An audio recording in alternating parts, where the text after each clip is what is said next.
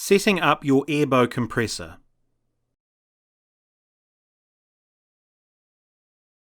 First up, your box should contain compressor, quick guide/manual, tank hose, coolant.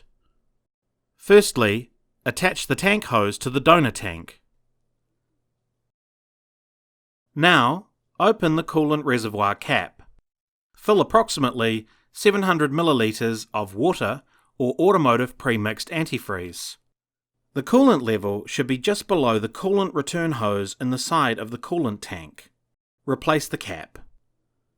Connect the compressor to a 10 amp power supply. Switch the on-off rocker switch to on. Check that the coolant is flowing by lifting off the reservoir cap and looking in. The coolant should be flowing out of the coolant return hose. The coolant system is now set up and the compressor is ready for use.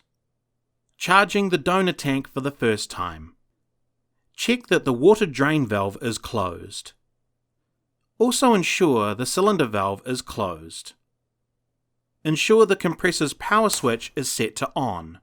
Press the green start button. During the first fill, check the unit for air leaks. Tighten as necessary. Leave the compressor to run until it shuts off automatically. The first complete fill will take about 1 1/4 hours. The water drain valve should be opened at the end of each day to purge the system. Opening the water drain/pressure release valve at the end of each day will extend the life of your compressor. Before starting the compressor, hand tighten the water drain valve clockwise to close it. Before running the compressor each time, ensure the water drain/pressure release valve has been opened for at least a few seconds to let the captured water in the filter flow out.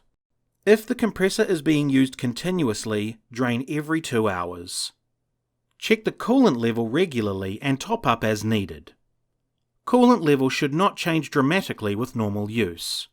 After every 4 hours of operation, turn the grease injector clockwise for 1 complete turn. Check the hour meter first to see if it's due. With normal use, this will be required every 2 or 3 days.